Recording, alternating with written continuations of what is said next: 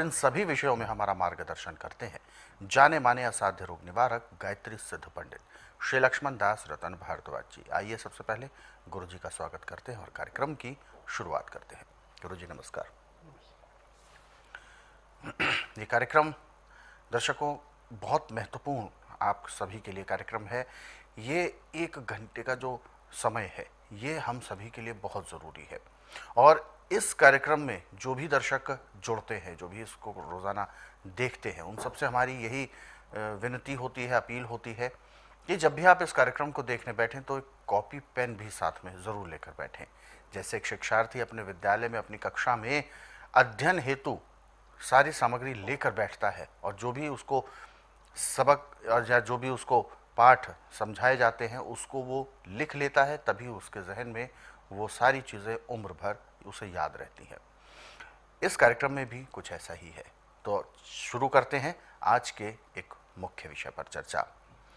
गुरु जी, जैसा कि हमने अक्सर आपके ही श्रीमुख से सुना है कि हर प्रकार के रोग जितने भी होते हैं कहीं ना कहीं उसके कारण हमारा पेट होता है और ऐसे में पेट में कई प्रकार के विकार होते हैं, लेकिन उसमें आज हम जो बात करेंगे कीड़ों की बात करेंगे। कीड़े होना अपने आप में ही एक विभत्स दृश्य है कि कीड़े पेट के अंदर कैसे हो जाते हैं, क्योंकि कीड़े अंदर ही जन्म लेते हैं। उनका कारण क्या है जन्म लेने का, क्या उनसे नुकसान होता है और इनके प्रकार के क्या क्या होते हैं, वो सब हम जानना चाहेंगे। पेट में 3 किस्म के कीड़े होते हैं। अच्छा। हुकवर्म, जो आपके लीवर के पास इनका घोंसला होता है, जैसे बैये का घोंसला होता है। अच्छा। जब कोई अच्छी चीज़ खाएंगे तो एकदम वो अंदर जूस चूसने के लिए बाहर आ जाएंगे। दूसरे थेट वर्म, ये आपके पेट के अंदर रहते हैं आंतों के साथ। जब भी खाया पिया पच के अंदर जाने लगता है गुर्दे से साफ होने के लिए, तो वहीं से वो चटक कर जाते हैं। तीसरे है राउंड वर्म, ये गुदा के पास होते हैं। अच्छा। और छोटे बच्चों को तो बहुत परेशान करते हैं। बच्चा चिल्लाता है और गुदा उनकी लाल हो जाती है और गुदा को ऐसे देखें तो वो दिखाई भी पड़ जाते हैं। परंतु तीनों के निकालने के नुस्खे अलग अलग हैं और कॉमन नुस्खा है सबके लिए। फल खाने की जरूरत नहीं, फल का छिलका,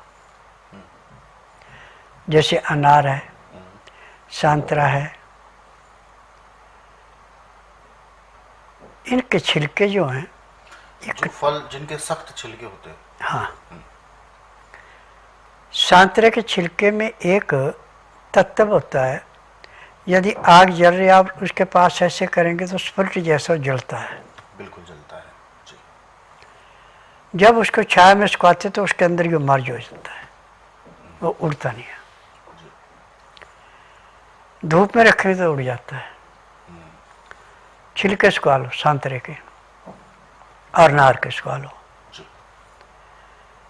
अब इनको सूखने के बाद पीस के पाउडर बना लो और पाउडर रखना आपने एक कांच की शीशी में, प्लास्टिक की शीशी में रखना, बस इतना ध्यान रखना। अब ये आपके पास 10 साल भी रहेगा तो इसमें कोई एक्सपायर डेट नहीं, जब तक इसमें नमी नहीं जाएगी ये खराब नहीं होगा। तो शीशे के अंदर यदि अंदर ठीक ढंग से रखा तो उसमें नमी नहीं जाती। नमी तभी जाएगी जब शीशे में बाहर से पानी की भाप लगेगी। बिल्कुल, तो उसे सुरक्षित रखना। हाँ। अब जो आपके पास संतरे का या नार का छिलका सुखा के पाउडर रखा है, 2-2.5 ग्राम पाउडर, चाहे दही ले लें आप गाय के दूध का, बकरी के दूध का, चाहे उसका मट्ठा ले लें, उसमें मिला के बच्चे को पिला दें। उसके पिलाने से जो आपके राउंड बार में वो तो पहले दिन निकल जाएंगे सारे, परंतु खुराक कम से कम 1 हफ्ता लगातार देनी है और दिन में 3 बार दे दो, सुबह, दोपहर और शाम के टाइम। कीड़े होंगे तो दस्त लगे, कीड़े नहीं होंगे तो खुल के लैट्रिन आएगी, ये भी पहचान है। और जो हुक्म है इसके लिए जितना आप पका हुआ पपीता, पेड़ से पका हुआ, ये नहीं जो मसाले में पका कर, उसका कोई फायदा नहीं। पेड़ से पका हुआ ताज़ा पपीता लाके छिलका उतार के उसको खाएं, तो ये घोंसले के साथ ही टट्टे के रास्ते निकल जाते हैं। क्योंकि पपीते का जो दूध है वो अंदर से इसको काट देता है, जैसे ब्लेड से कोई चीज़ काटती है ऐसे इसको काटता है। और इनमें पता नहीं कितने मरीजों के टेस्ट करा चुका है, लेबॉर्ट्री वाले कहते हैं हमने तो पहली बार देखा ऐसा, उन्होंने आज तक देखा नहीं। क्योंकि जब पूरे संसार में किसी रोग की दवाई परमानेंट है ही नहीं तो देखें कहाँ से। और मेरा एकमात्र आश्रम ऐसा कि इसमें केमिकल कोई नहीं चलता, इसमें जड़ी बूटियाँ, पेड़ पौधों के पत्ते, छालें, फल फूल यही चलते हैं।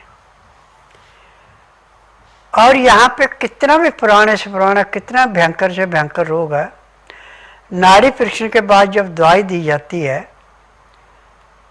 तो 10 से 15 मिनट में उसको रोगी को 15 से 20% आराम परमानेंट मिल जाता है। 15 दिन की दवाई खाने से 50 से 60% आराम मिल जाता है। महीने डेढ़ महीने में रोग समाप्त होता है, दवाइयाँ बंद हो जाती है। मेरे आश्रम की दवाई सारी उम्र नहीं खानी पड़ती। और जो एक बार मेरे आश्रम की दवाई खा लेता है दोबारा किसी की दवाई खाना पसंद नहीं करता। यहाँ पे परहेज बहुत सकता है। परहेज करें, रोगी कह के मैं परहेज करूँगा तो दवाई देते हैं, वो कहे परहेज मेरे बस करें तो दवाई नहीं देते। इस बात का ध्यान रखना। अब दूसरा है कि मेरी अपनी फार्मेसी दवाइयों की, और मेरी दवाइयाँ रजिस्टर्ड है, पेटेंट है, इनका साइड इफेक्ट कोई नहीं है। और दवाई केवल उन्हीं रोगियों को दी जाती है जिनका नाड़ी परीक्षण किया जाता है। बिना नाड़ी परीक्षण के किसी को दवाई नहीं दी जाती। जो दवाई ले गया और उसको लाभ हुआ, वो आने में समर्थ है, तो उसको कोरियर से दवाई भेज दी जाती है। इतनी सुविधा है। आज मैंने पूरे संसार से एक ही निवेदन किया है कि आंधे को दिखाना, बहरे को सुनाना, गूंगे से बुलाना, बांझ से संतान उत्पत्ति कराना, न मर्द को मर्द बनाना, अनहोनी को होनी करके दिखाना, ये मेरा काम है।